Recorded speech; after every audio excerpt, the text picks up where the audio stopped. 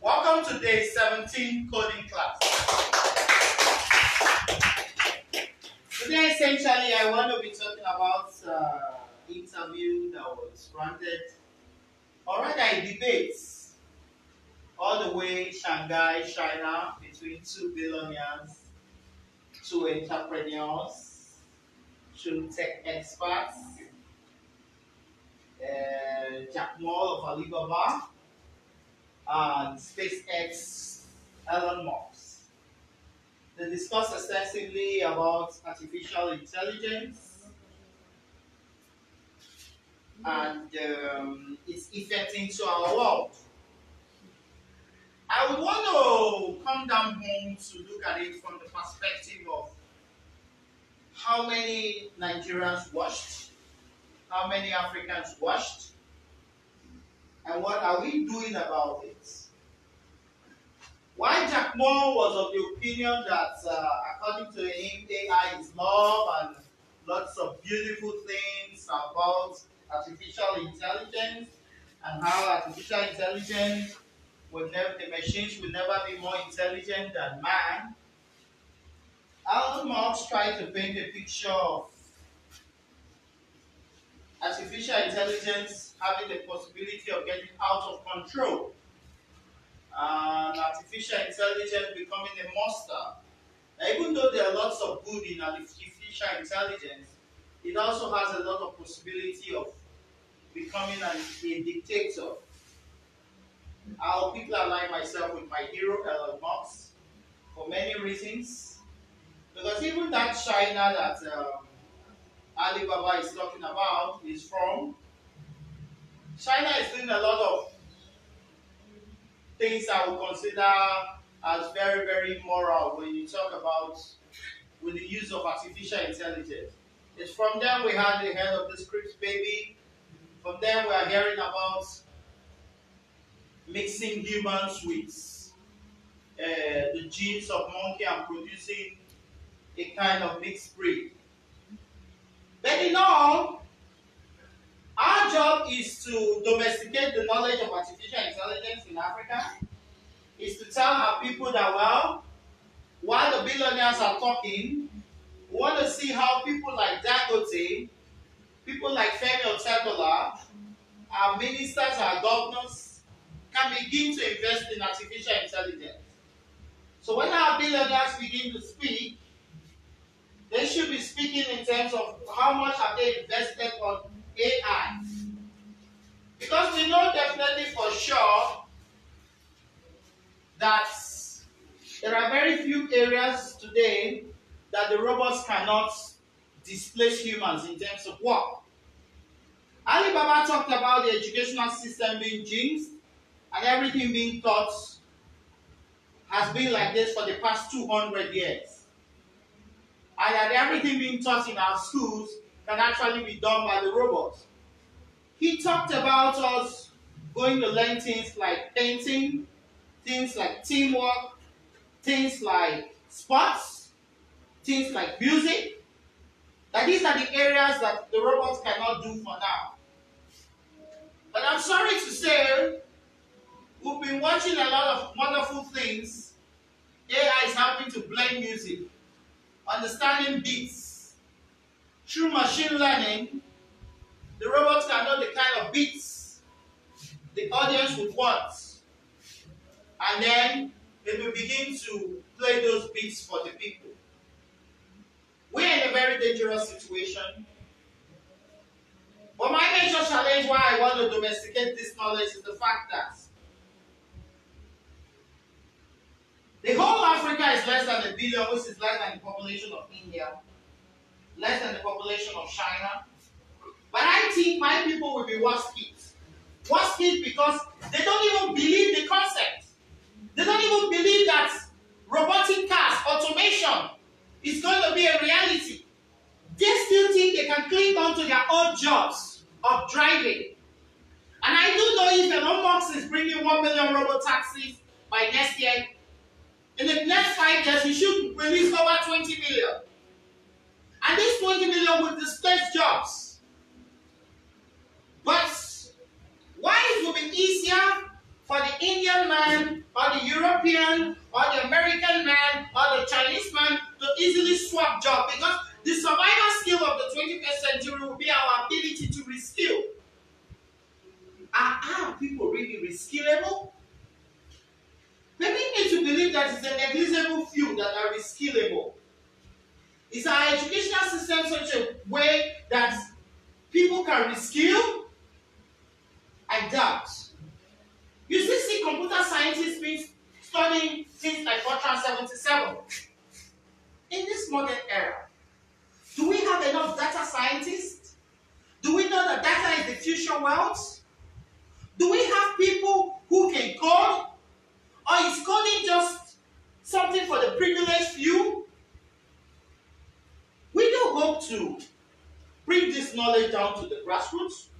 We do hope to go to the primary schools, go to the secondary schools as school resumes, and begin to teach young toddlers how to code.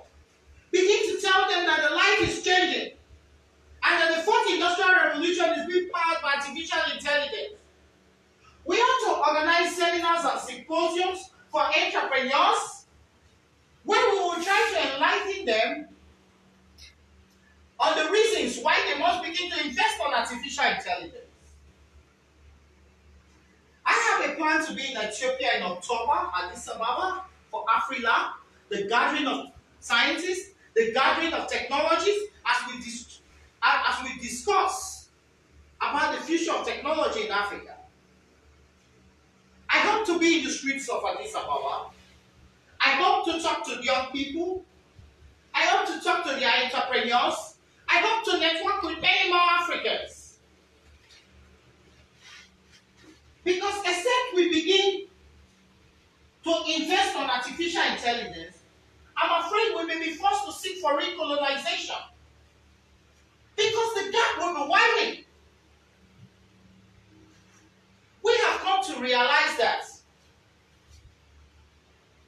the robots are better off doing jobs than humans. The robots would not have to join union, would not have to come to work late, and efficiency is almost 100%, unlike humans.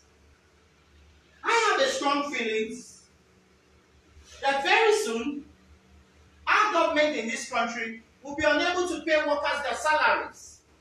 And it will start like this, 3 months, 2 months, 4 months, 5 months, before our government declare bankruptcy. We all know that a lot of wonderful things are happening on the health sector. Just some days back, I read about AI 1 minute doctor. In 1 minute, the robot is going to diagnose you. In 1 minute, it's going to prescribe drugs to you. And it's working real fine in China. And you're thinking of going to Russia. So in a couple of 1 year or two, it will come here. Today in America, lawyers hardly get jobs. The reason being that most people would rather trust an AI to give them the best legal advice for free, rather than meet the best attorney. When these things begin to happen, my people who are ill-prepared will begin to lose jobs. One area we should look at is transportation. The transportation sector will be revolutionized. My hero talked about Hyperloop, looping people around the world in 30 minutes. And when I talk to young people here in Africa, they ask, is it possible? Some will say it's 50 years. Some will say we're not ready for that. And I tell them that we live in a global world. I was in Lagos a few weeks back, and I took a bike ride. This bike ride, if I had to take a cab or Uber, it would have cost me as much as 4,000 naira. That's pretty over around $12 to $13. But the bike ride took me on that same journey for 200 naira, which is less than $1. They say for every five rides I make in Lagos with their company, it will be less than $1. What does that mean for the wider implication of those cab drivers? For this period, they are going to be losing jobs. This is what the big entrepreneurs do. They come in with displacement. When they want to displace you, they could make a trip from Lagos to Warri, a distance of over 200 kilometers or more, to cost as little as 500 naira, which is less than $2. And then what will happen is that all the major transport companies cannot compete, and they will have to leave. The other time I talked about Tesla cars that you don't have to change oil. When you drive a car that you don't have to change oil, automatically that car becomes so cheap. My hero made me to understand that if you're driving a car that is not Tesla in the next 5 years, you turn on to driving a horse. So that will mean our Tesla cars will not be fixed by our local mechanics. So our local mechanics will be losing jobs. Jobs will be lost. Why AI will create new jobs. But the question is, who are those that will be employed with the new jobs? Are they going to be that local taxi driver in the streets of Warri that all he has known or he has ever done is how to drive a car? Or is he going to be that doctor that has all spent his life on attending to patients and never used the laptop? New jobs will be created. But I tell you, the jobs will not be filled by people here, Nigerians, Africans. Very few of them will be employed. People cannot work remotely. That is, you can be in Nigeria in your bedroom and don't go to work. And you'll be working in Canada. You will not need a visa. You just need to go and start your work. The future work will be very disruptive. There will be need for cybersecurity experts. There will be need for machinists. There will be need for people to do work in conjunction with the robots. Our ability to work with the robots will be a major factor. It is believed today that over 70% of healthcare needs of people can be done via telemedicine. Very few people know about telemedicine in this part of the world. It's about using technology, using telecommunication to treat patients.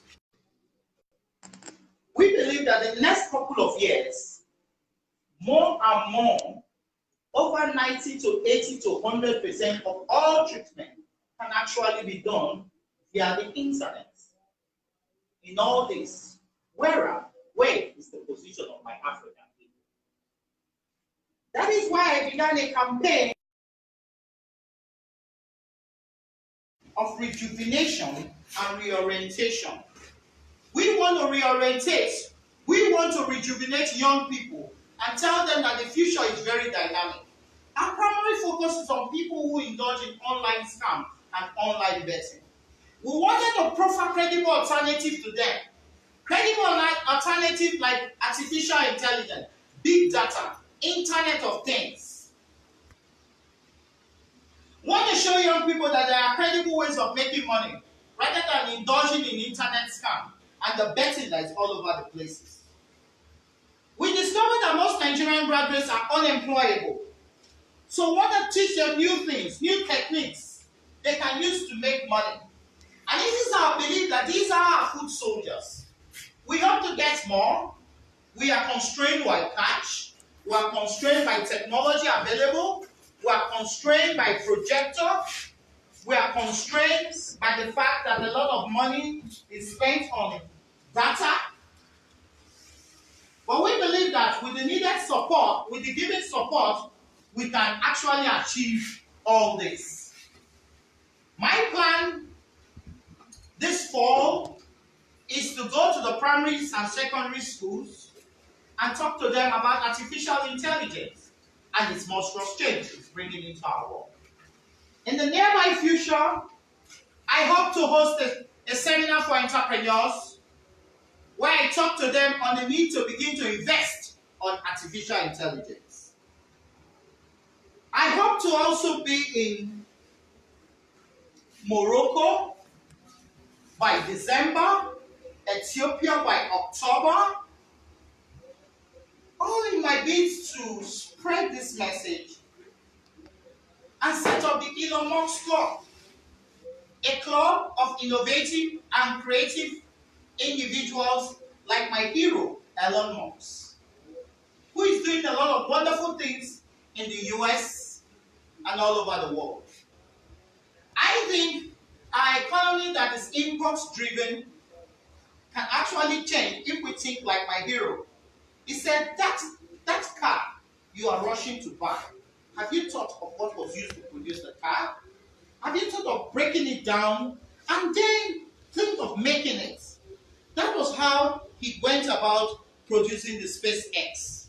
It is my vision to see that young people in Africa become creative, become innovative like him, and begin to solve problems for Africans so that we do not depend on people to produce for us and we import.